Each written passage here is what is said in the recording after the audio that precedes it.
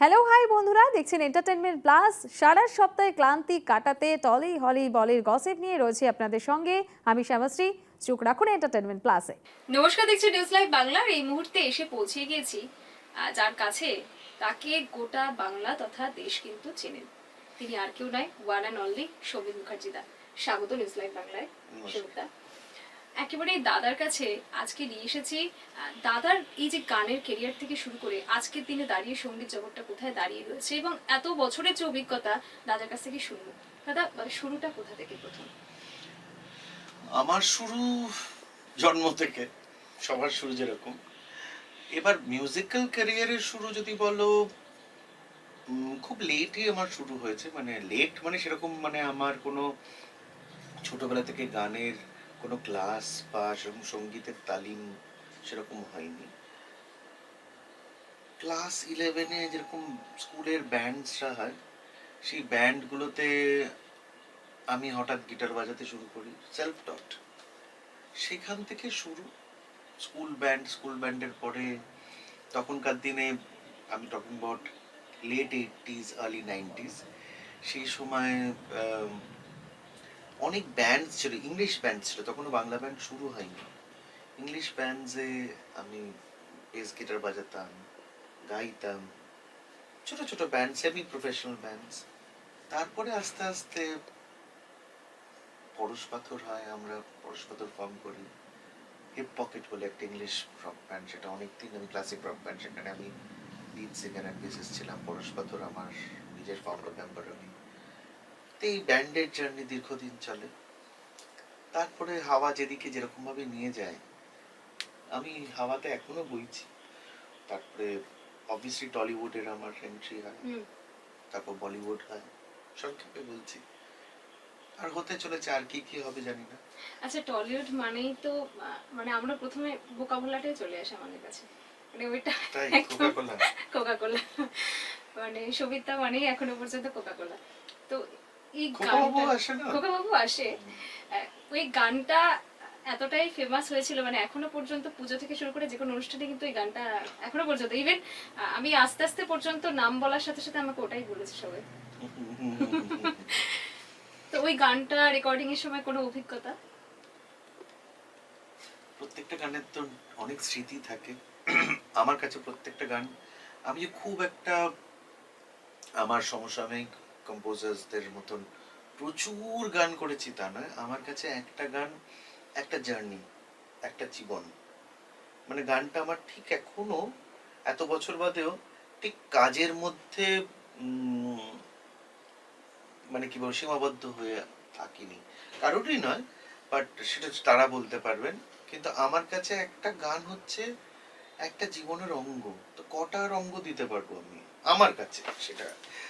মানে অনেক গুণী গুণী মানুষ আছে, তারা অজস্র কাজ করতে পারে। আমি বলবো না লিমিটেড, আমি ইন্সপায়ার্ড না হলে একটা গান করতে পারি না। জাস্ট কাজের সূত্রে কেউ একটা আমাকে বললো যে গান করে দাও, আমার সে বার করতে অসুবিধা হয়। তো কোকা কোলা, তুমি বলছো এতগুলো কথা এসে গেল স্মৃতি থেকে। কোকা কোলাটা ওই সময় আমার মনে হয়েছিল যে, তখন আমার খোকা বাবু প্যারেলাল বেরিয়ে গেছে অলরেডি, আরো কয়েকটা গান, অনেক গান বেরিয়ে গেছে, সেক্সি মেয়ে এই ওইটাই বেরিয়ে গেছে অলরেডি। আমি মার্কেটে সেই অর্থে হিট, আমি শো করি, আমার গানের শো হয়। তুমি তো এমনি হিট, এখনো হিট, সবসময় হিট। তোমাদের ভালোবাসা, ঈশ্বরের কৃপা, বাবা মার আশীর্বাদ। তো কোকা কোলা আসে এরকম ভাবেই যে, আমার তখন একটা ভেতর থেকে মনে হচ্ছিল যে একটা নতুন চমক লাগবে একটা আইটেম গানের। প্যারালাল যদিও বা হয়ে আছে, লোকে যে আমার থেকে এক্সপেক্ট করে শোতে, তারা এক্সপেক্ট করে নতুন গান, নতুন টাইপের গান। জাস্ট একটা হই হুল্লোড় নাচ, সেটা অনেকের কাছে হয়তো সেটা লাগে, কিন্তু ওই হই হুল্লোড় নাচের মধ্যে অনেক অনেক কারিগরি থেকেও বেশি বলবো, অনেক আত্মা লুকিয়ে থাকে, অনেক সোল লুকিয়ে থাকে। তো সেই একটা জার্নির পরে আমার একটা হঠাৎ মাথায় এলো একটা কনসেপ্ট, এই যতই বল আমায় বোকা ভোলা, কাল হবি তুই আমার কোকা কোলা। যখন আসে আমার ভেতরে, এটা আসতে হয় জানো তো, জোর করে যেরকম কোনো নেচার্স কল যেরকম জোর করে হয় না, সেরকম গানটাও আমার কাছে আসতে হয়। আমি চাইতে পারি, কিন্তু আশাটা তার উপর। তো আসলো যখন এই জিনিসটা, আমি তখনই বুঝে গেলাম যে এটা একটা সুপার হিট কনসেপ্ট। সেটা নিয়ে তারপর কাজ শুরু করা হলো। আমার মনে আছে একটা মিউজিক পার্ট,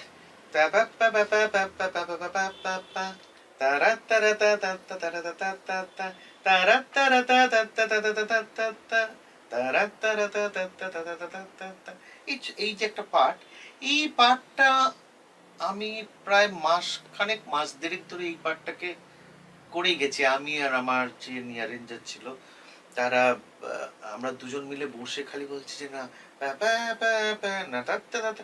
মানে এই করে গেছি গবেষণা। লোকে মানে আশপাশের যে মিউজিশিয়ানরা তখন ছিল তারা ভাবতো সমিতদা বোধহয় পাগল হয়ে গেছে, এই একটা ঠিক আছে একটা মানে নয় প্যা প্যা প্যা প্যা প্যা নয় প্যা প্যা প্যা প্যা প্যা প্যা প্যা কিছু একটা। হুম। এত এটার মধ্যে কি আছে। রোজ আমি, আমার তখন যে স্টুডিওতে কাজ করতাম সেটা কেষ্টপুরে, রোজ আমার টালিগঞ্জ থেকে কেষ্টপুর যেতাম এইটা করতে।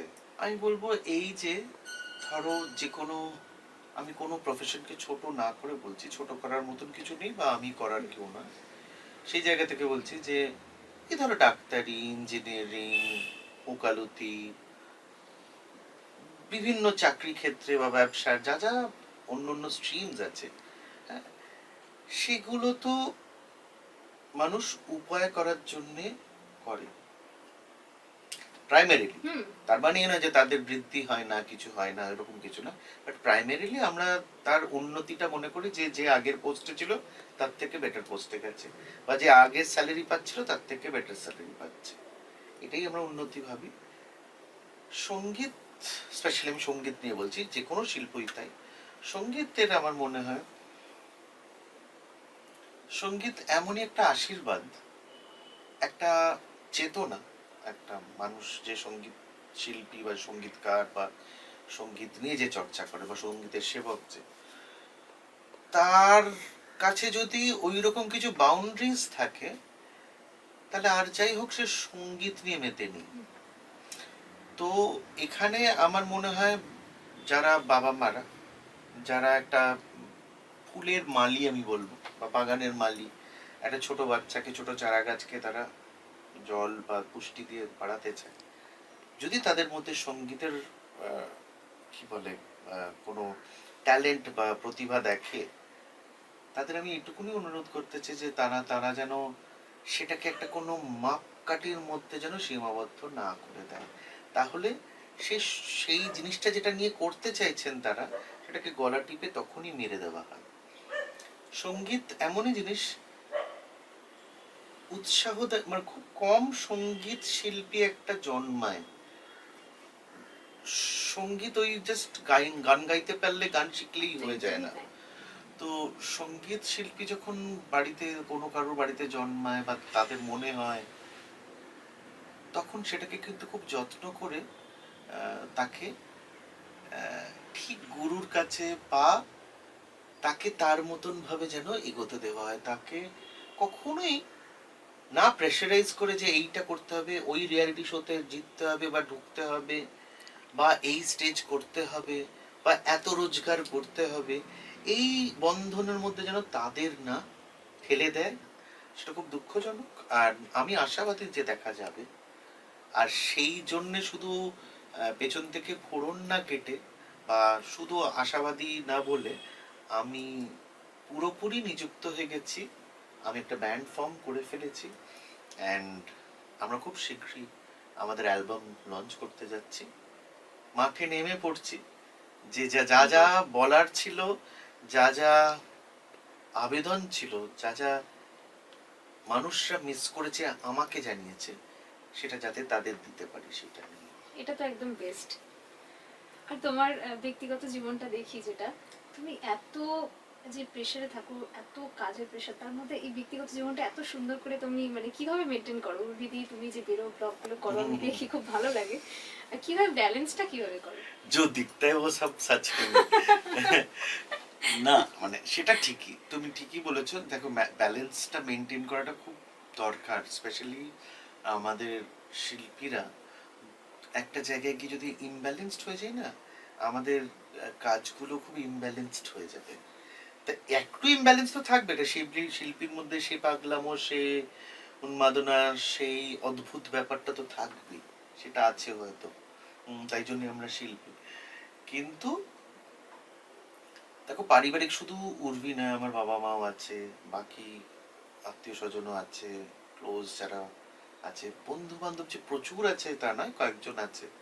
আমি খুব একটা সোশ্যাল টাইপ নয় এমনিতে, যে খুব সোশ্যালাইট, মানে অনেক বন্ধুদের সঙ্গে সারাক্ষণ পার্টি করছি, ওটা আমি কোনোদিনই ছিলাম না, আজও নয়।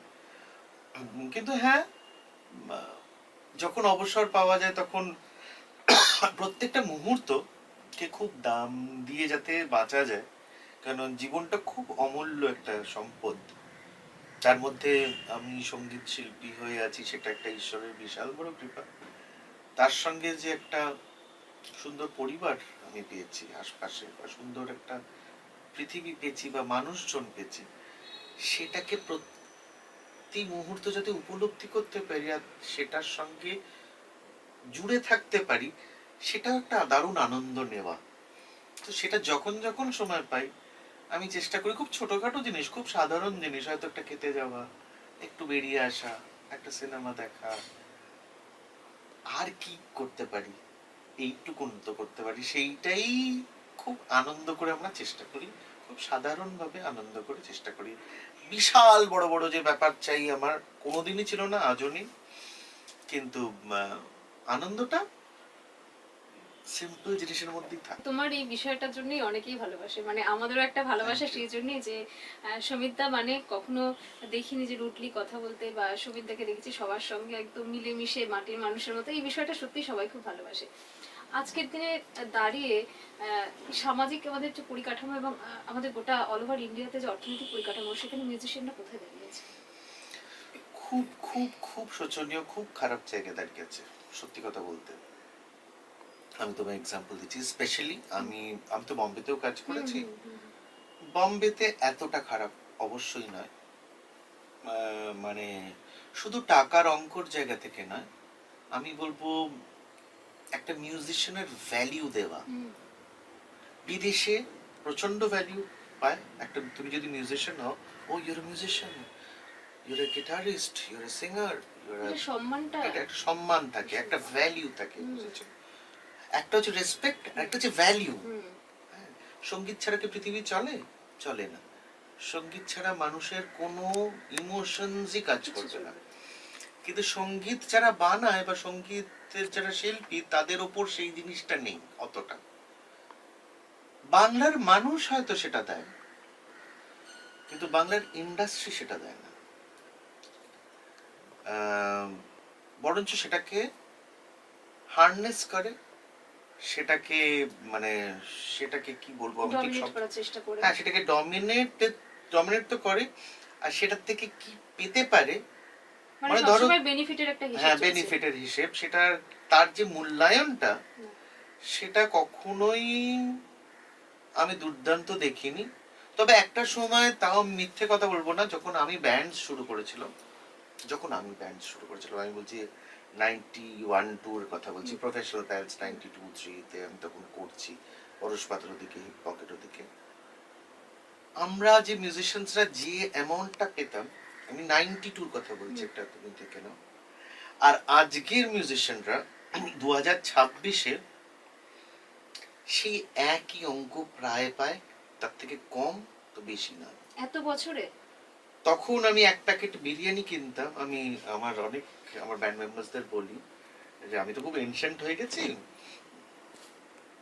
আমি বলছি আমি বিরিয়ানির প্যাকেট, ভালো প্রতিষ্ঠান থেকে একটা বিরিয়ানির প্যাকেট কিনতাম, মাটন বিরিয়ানি 25 টাকা, 27 টাকা, আর চিকেন বিরিয়ানি 25 টাকা।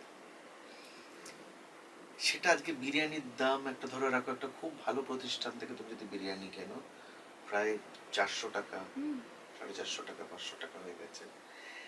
তখন আমি যে একটা শো করে যে অঙ্কটা পেতাম অ্যাজ এ মিউজিশিয়ান, যে পারিশ্রমিকটা পেতাম, সেটা আজকের একটা মিউজিশিয়ান তার থেকেও কম পাচ্ছে। তার জন্য তাদের প্রচুর স্ক্র্যাচ গান করে সারা বছর ধরে একটা গানের জন্য তাদের একটু নাম হবে বলে তারা গান ডেলিভার করে যায়, আর চুজ করে সে প্রোডাকশন হাউসের কেউ একজন। তো এটা আমার মনে হয় কোথাও একটা মিউজিকের তহিন, হ্যাঁ মিউজিকের একটা অপমান, মিউজিশিয়ানদের তো বটে, মিউজিকের অপমান।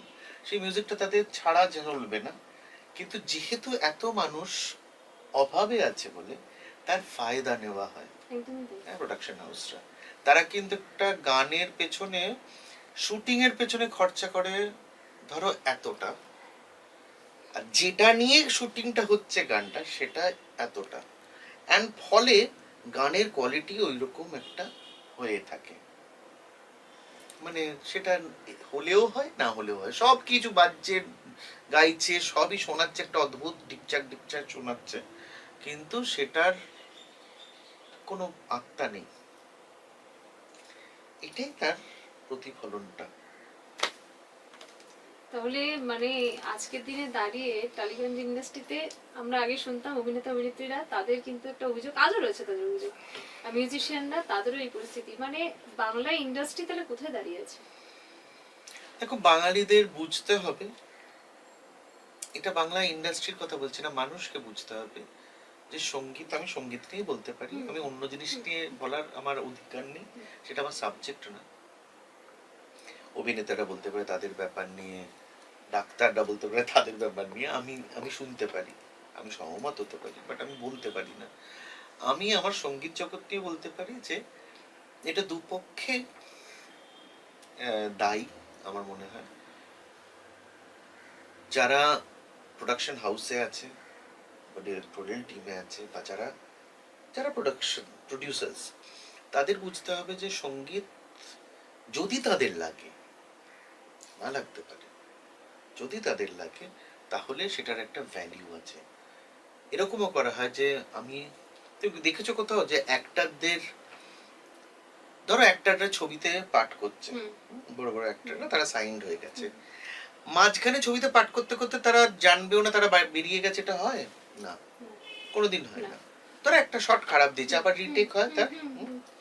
কিন্তু এখানে 5 জন মিউজিক ডিরেক্টর লাইন দিয়ে একটা গানের জন্য, 5 জন কেন, 10 জন মিউজিক ডিরেক্টর লাইন দিয়ে একটা গানের জন্য সবাই তাদের গান জমা দিয়েছে।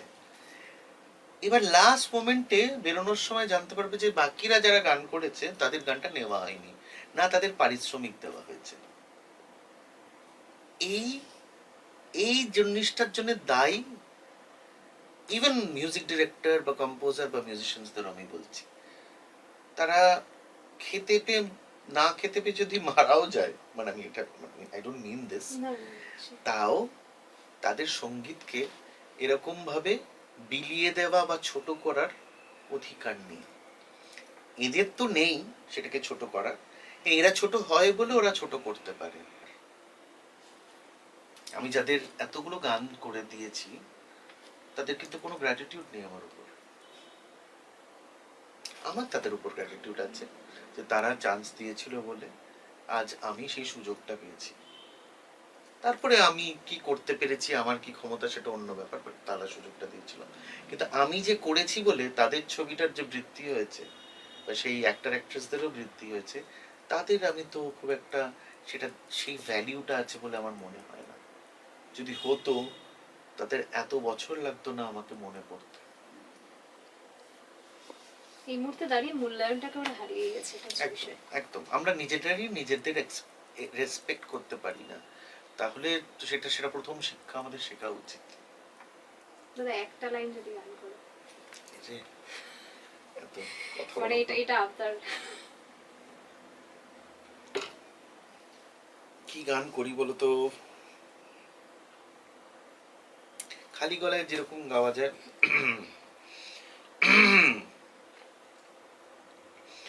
পাগলে মন সে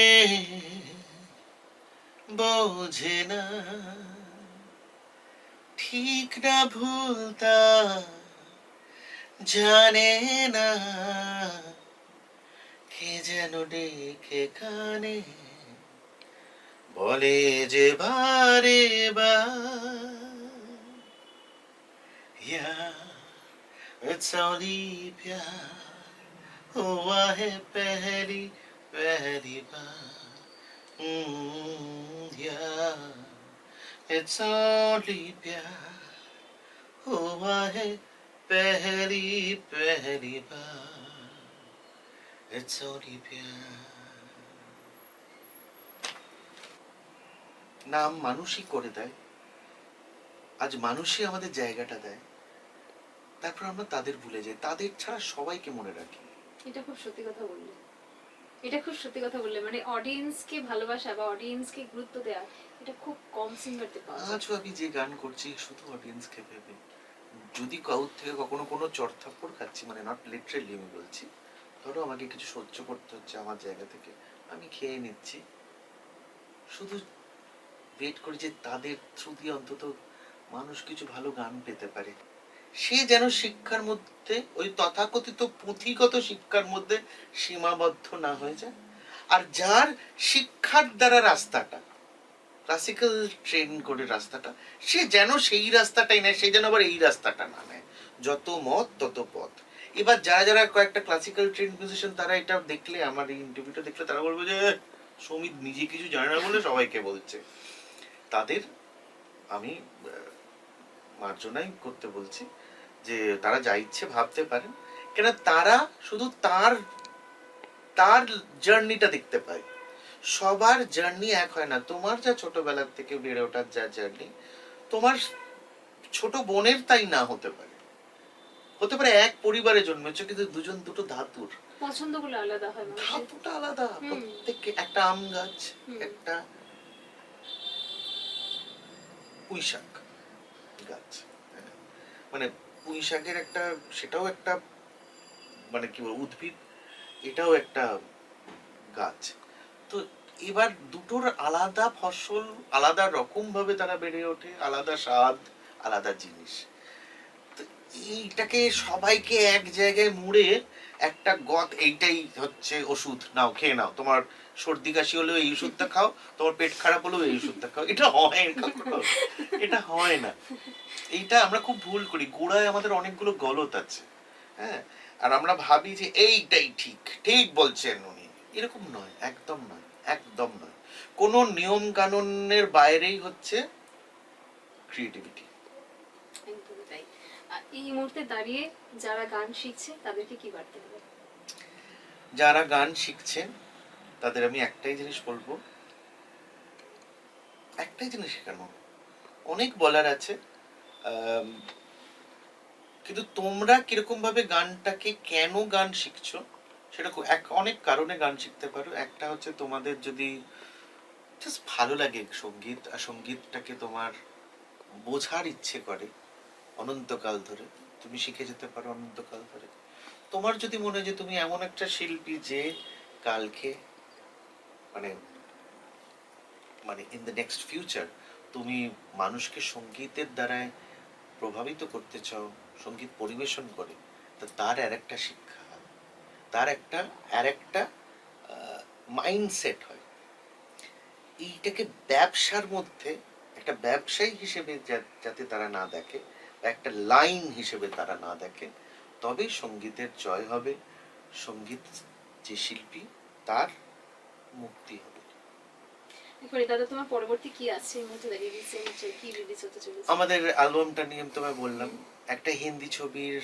কাজ চলছে পুজোতে অনেকগুলো উপহার দেখো আমি তোমায় যেরকম বলছি দেবেন সামনের নতুন ছবি সেটার আমি গান করছি এবার গানটা ফাইনালি কোনটা অ্যাপ্রুভ হবে কোনটা থাকবে সেটা আমি এখন ইটস টু আর্লি আমরা আশা করছি থাকবে কিছু না কিছু কিছু না তোমরা কিছু যদি আমরা আশা পাবো। করো তোমাদের ভালোবাসা পুজোতে। থাকে তাহলে সেটা নিশ্চয়ই থাকবে আমি কাজ করছি সেটা নিয়ে এখনই কাজ করছি সেটা নিয়ে তো এটাই যা আমি আমার কাছে কোনো লুকোনো চুরানো থাকে না তো আমি সেটা করছি অনেক বছর পরে দেব আমাকে ডেকেছিল দেব চেয়েছে আমি একটা গান করি তো দেবের সঙ্গে আমার জুটির মানে অনেক হিটস আছে আর সেই হিটগুলো সত্যি মনে রাখার মতন বলেই আবার আমি প্রার্থনা করছি ঈশ্বরের কাছে যাতে আবার ভালো কিছু আমরা কাজ করতে পারি একসঙ্গে যাতে মানুষ সেটার মজা নিতে পারে।